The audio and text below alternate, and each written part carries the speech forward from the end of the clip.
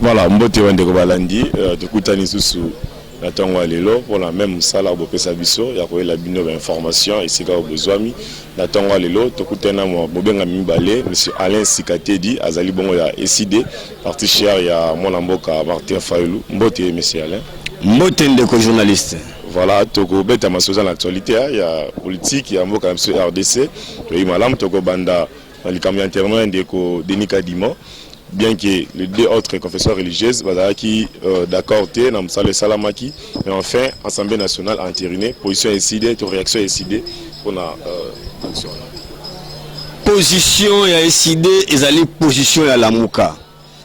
Position ya Lamuka Olandi yango et pas ya commandant du peuple président élu Martin Fayulu Madidi mokolo ya lobby oyo wapi atalisi lo lenge nini toko kende vers dictature fasciste oyo ndeko Nabiso Chilombo alingi a instauré à kotisa dictature oyo wapi personne ne peut dire mot si ce n'est que lui et sa bande.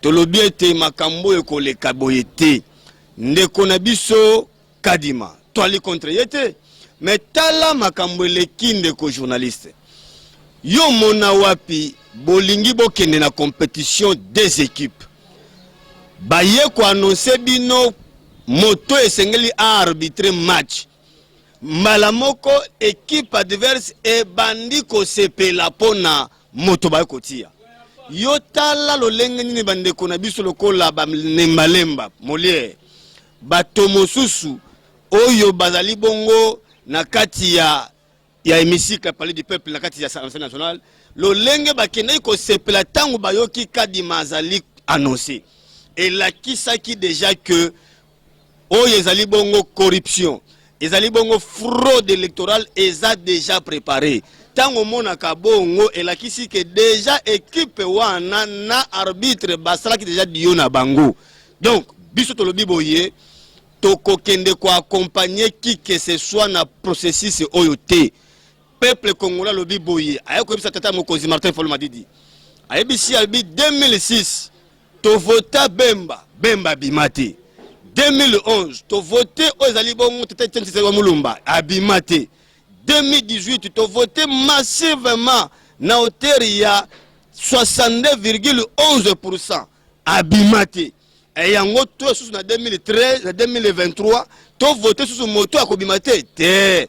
Tolobi cette fois-ci peuple congolais sengeli souveraineté na ye oyo article 5 ya constitution pesa ye et s'appliquer yango tolobi bonde na ngai awa to bengisi bato nyonso to créer bloc patriotique moto nyonso alingi Congo esiko zali telema ezali bana mboka ezana kata mboka esiko zali tellement parce que sengeli to mettre fin à dérive dictatoriale fasciste o elingi s'installer soki te esiko zali ndeko na ngai yo zolanda ngai okoriske un jour baya kobimisa yo na ndako balobi mwasi o topeki dapa muto mosusu to boyi kiboumbu wana ezongela biso yango tolobi oyo ndeko Chilombo alingi installer na Congo ndeko journaliste to kondima yango soko mokie te. Alors comment SID to la Mouka en général bazaja ko se sentir échoué alors que le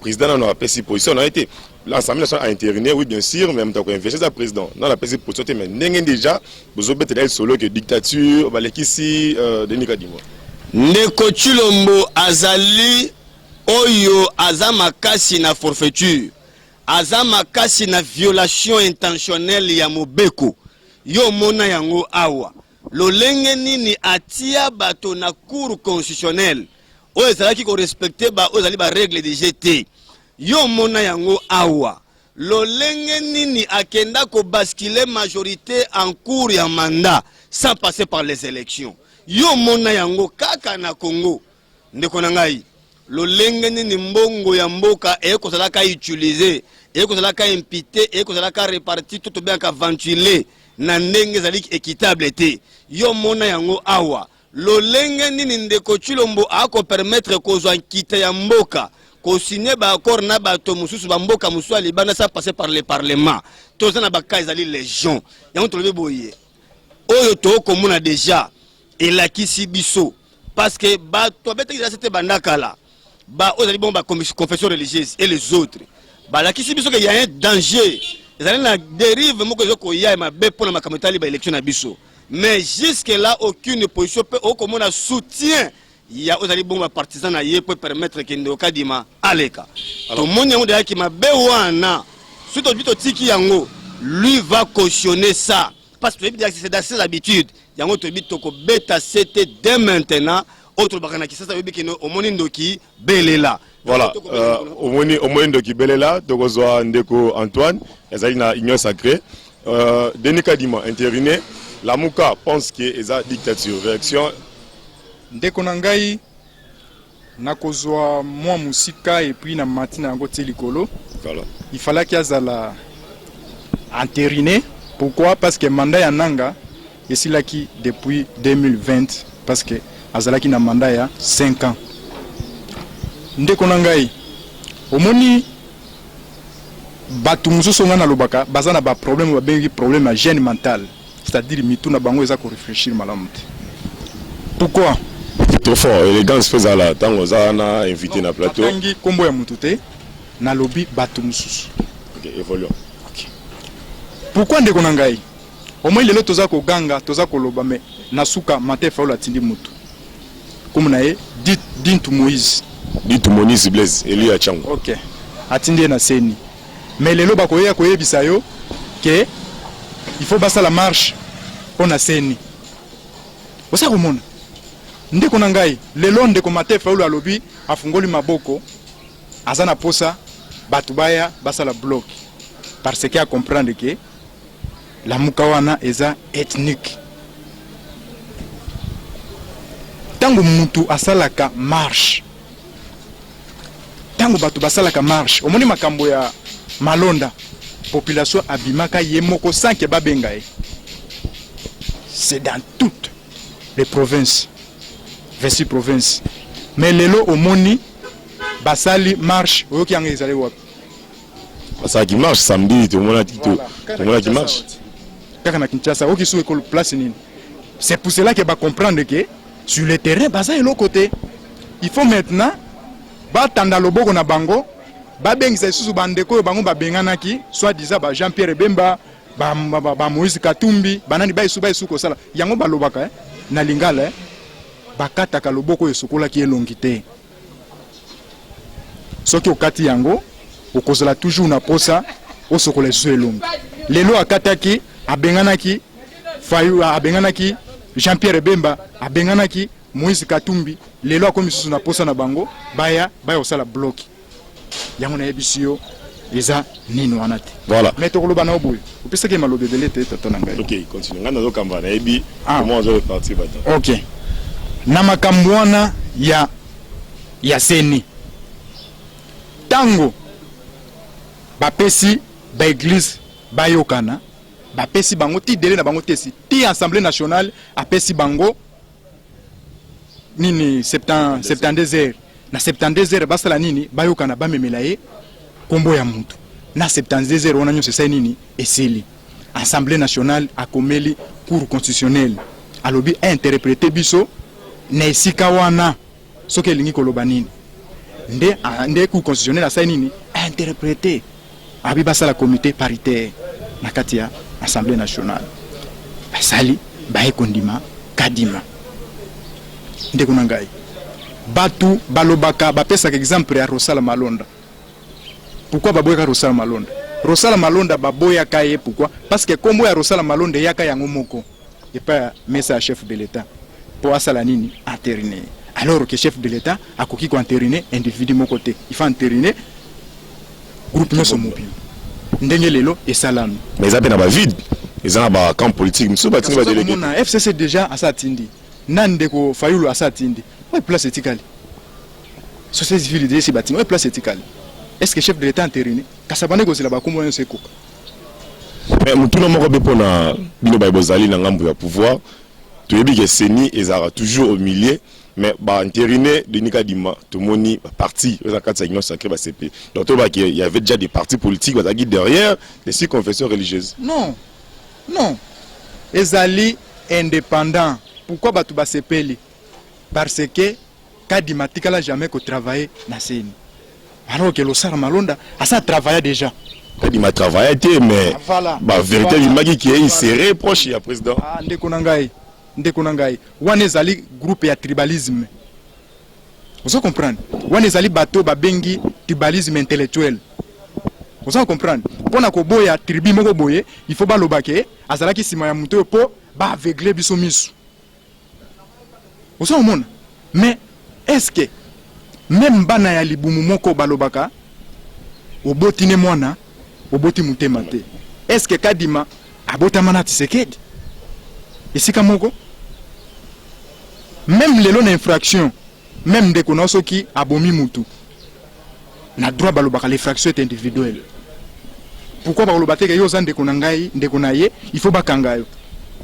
Kadima za Kadima, Tshisekedi za Tshisekedi. Quel que soit bokoya kolobake ayeba ina Tshisekedi, est-ce que koyeba, est-ce que pekisami koyeba na mutu? Soki bango lelo bango baye na mutu oya bango bon soki bango pe balobike bino lokola boyeba ni pe na mutu biso to kolinga yango te.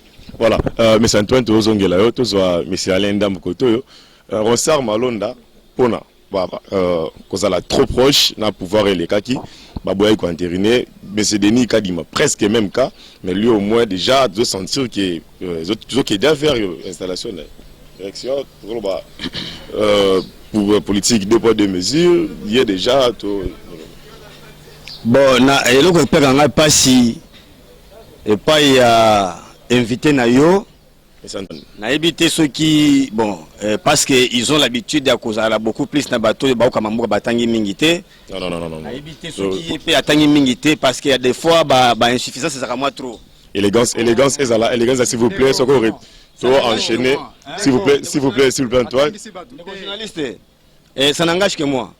Biso to na bateau yo to ali na bango tan na bimisie background nezali to yebi traçabilité cursus scolaire académique ezali bon na ebité bato na bato ba ko loba makambo wa apparemment ozoka ba incohérence na maloba na ye a ko yebi so lobiete Martin Fayulu Madidi le commandant du peuple atindi d'ailleurs combo o comprendre que ba tie maloba na monoko parce que a maîtriser même combo a moto ngote même moto ngote ayebi epété mais il vient t'affirmer ici que batindi comme moya kota na ibite na kota comme ngoti sa comme nini na ibe ngoti tout moni s'il plaît na bongi c'est eza comme na te bon na tout ni boye mo tout neza simple to kozonga pa na mais Antoine to kozonga pa na yo simple ndeko nanga yo na ibe otanga wale journaliste ya mokete pona kotinda kombo epai ya moto asigné yango ezalaka na mokanda oyo ebengami kaka ke mokonzi ya plateforme to parti politique wona serinda koma yango atinda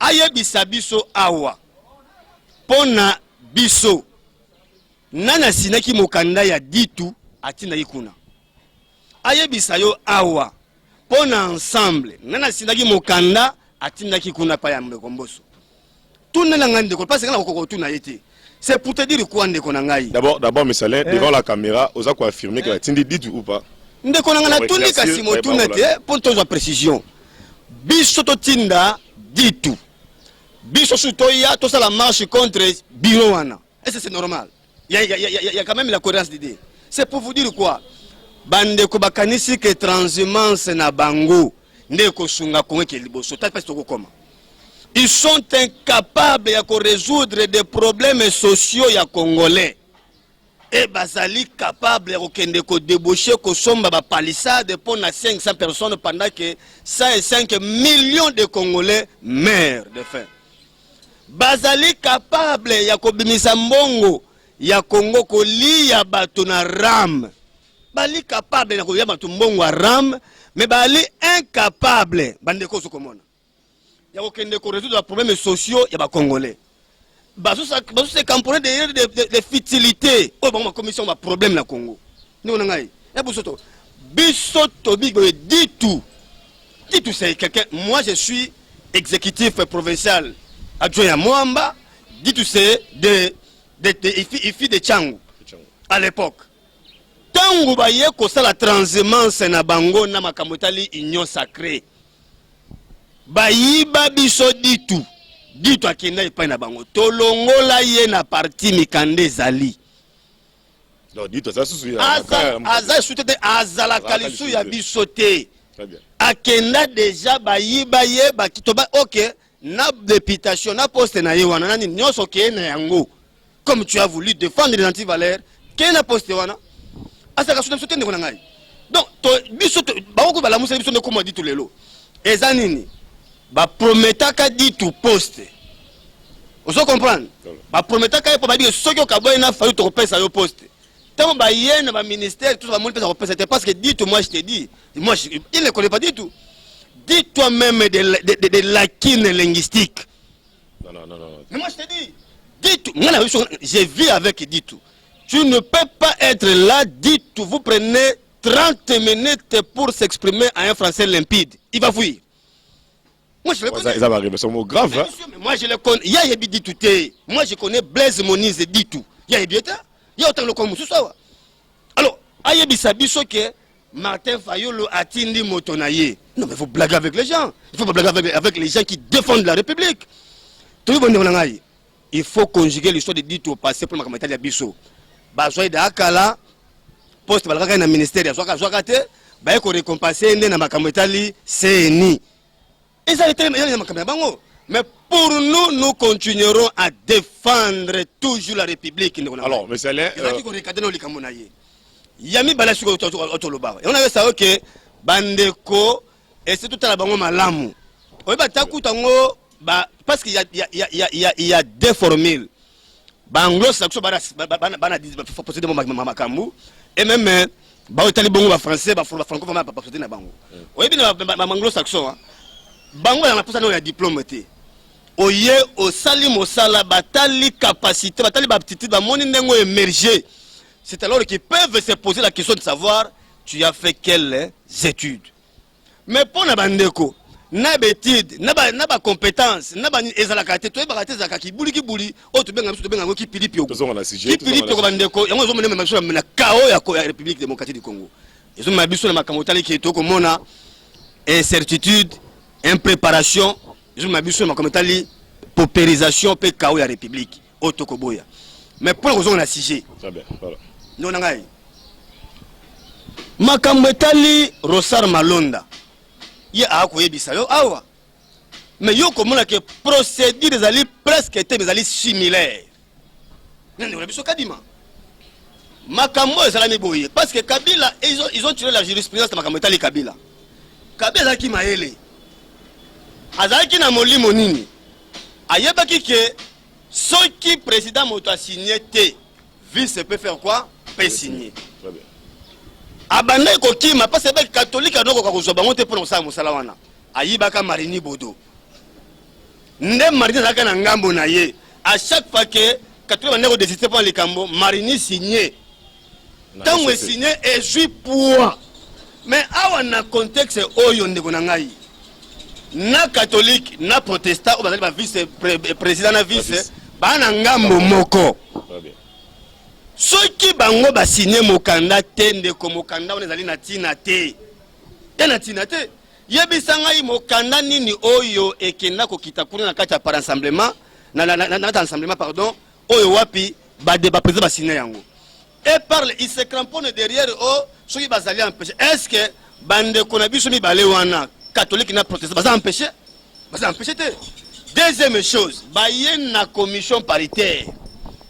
yande konabiso les professeurs que j'estimais beaucoup professeur Nanga Mbata on a yebi ken asaraka un peu à un moment donné moi fierté ya Congo ya okenda à travers les pays d'Afrique kolobela makamoteli la constitution ndona ngai aye koza makamoteli par commission paritaire commission wana esangiza la 20 personnes na 23 na et c'est batonio sur toutes les composantes et c'est figuré dans la carte ya commission mais moto to kutuna lelo commission on est travailla na combien de personnes et bazaka ya ngambo nini talandenge batu bako kende ko biaiser makambo e ko permettre que to kina libungi baena yango baye ko présenter ndeko na biso kadima biso lo liboye baye bisabiso ba démontrer le biso ala kisango awa bien bato na biso malamu différence na ndenge kombo ya kadi mekendaka na malonde kendana o ya kadi mekei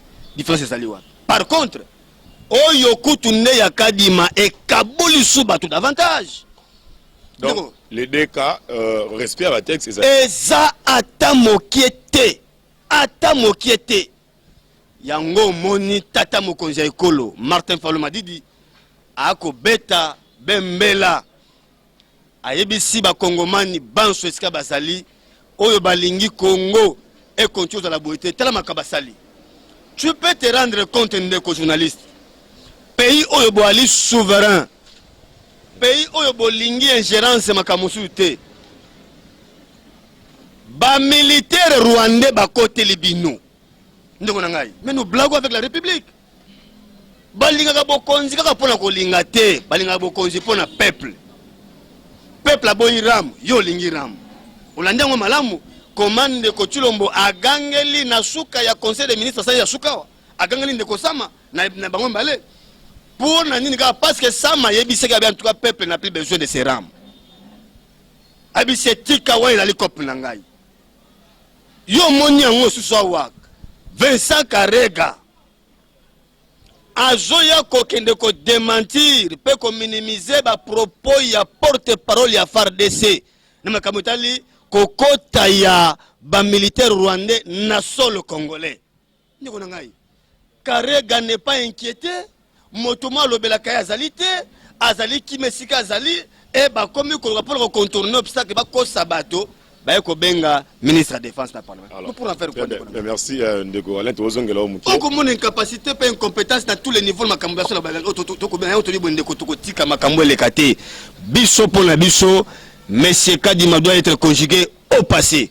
Ce qui va boyer yango peuple congolais va se prendre en charge. Voilà, voilà position ya la Muka ndeko Kadima la Muka a contenante tozonga wana avant de kende na deuxième sujet réaction par rapport ya d'abord affirmer que ndeko dit moniste n'est plus de la Muka ce qui a kekuna eza na branche ya la Muka na kota la Muka te pardon réaction par rapport ya réponse to ndenge ndeko a recadrer mon petit person. Merci ndeko nangai oza koyoka ke ndeko ako pata balobi soko moni mobalo ya lobaka mingi asala keloko te. C'est-à-dire même malobo aza lobaza comprendre en haute. Vous allez comprendre. Expliquez biso. Ce qui au vandi na mutu. Soko moni kaka mutu ya lobaka mingi na vie. Asala ka rien et puis makambo ya lobaka a comprendre ka yango te. Vous allez comprendre nga. Lelo alobi oh ngai peut-être na ebi bintu te. Est-ce que bintu te? Est-ce nga na ebi bintu? Est-ce nga sina fana na ye? Kwani sama kamba parti na bango. Soki lelo na ye na cité na obi dintu Moïse. Mutu eside acha yekuna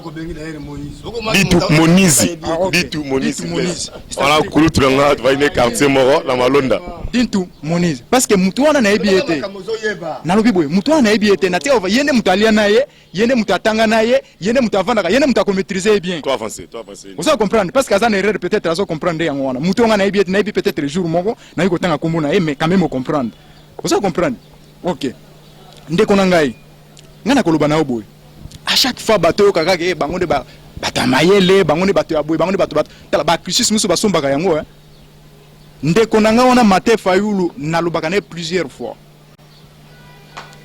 asali législatif misatu ata loi moko ke babo mata ba puku ezalaka te ba garder ata banyama na nzambe ezate wana mutoyo akontelaka biso ke asala crisis ya malamu.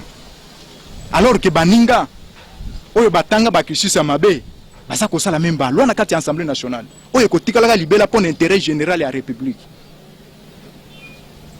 muto ya koki ko sala leloko ya muke akoki yango te bongo ya munena ko kango par là au ngolo ba vraiment nini temps trois fois élu mais rien oyo bakotika même ko raisonner les neloko moko boye ini façon ka komata président tenenga lukana ki amba banana sa ku falokola muselekete soki a comité na ko ebisa que histoire na ye ko tikala jamais kozala te quelqu'un mutoyo azui la muka un groupe ya ethnique dans seul cas ya province moko ya nini ozui baninga obengani bango lelo komi ko senga boza na bloc oso comprendre que ezali problème ya gêne mental mituzo sala biente ndeko nangai na makambo ya seni je crois que na lobby yango awa mutu oyo azali wana pe ya kozala wana ezali Kadima. Donc pour la union sacrée, Kadima ou rien. Mais tant que tu as une élection, tant que tu as un ganga, hein, que tu as gagné, c'est par rapport à quoi? Il y a résultat la majorité, non? Si quoi ceux qui toquent na CENI, banani ba gagné. Et pourquoi? Si confesseur religieuse voilà ba la majorité, mais compétence serait déposée. Mais est-ce qu'ici, est-ce qu'il y a Watozali un État catholique?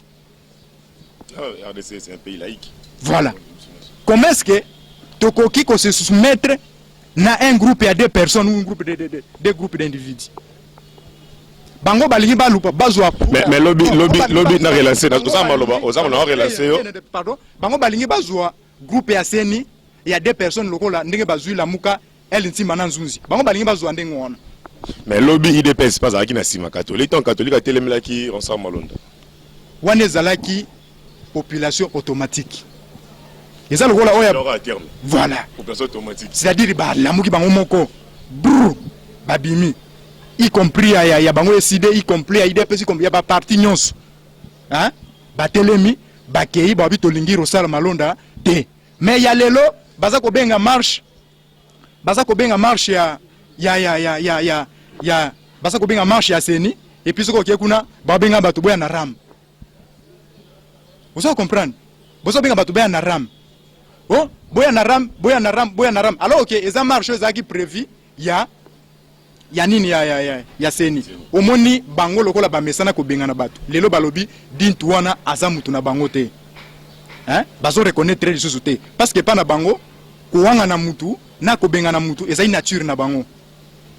Voilà, merci beaucoup Ezangonga. Et puis parce que ceux qui député à Longwe na regroupement Oyazalaki, il faut effectivement à perdre des mandats. Voilà, voilà, on a compris. Une minute, il y a conclusion, M. Alain Tobandé Panayo. Une minute.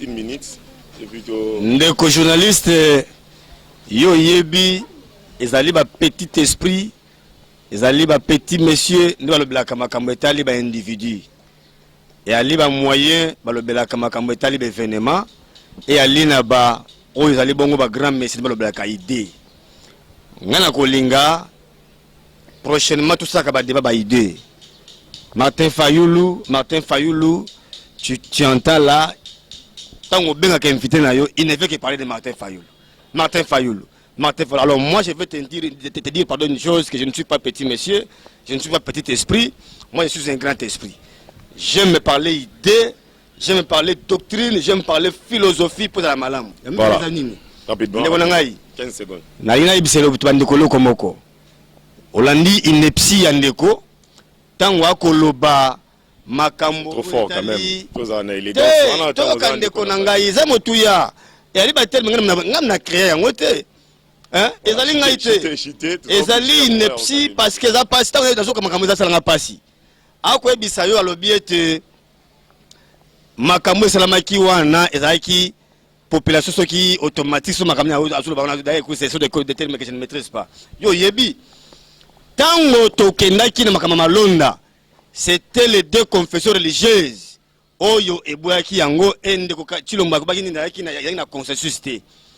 Les deux mêmes confessions religieuses consensus ko monani. Voilà, merci, on a conclusion ya monsieur Alain.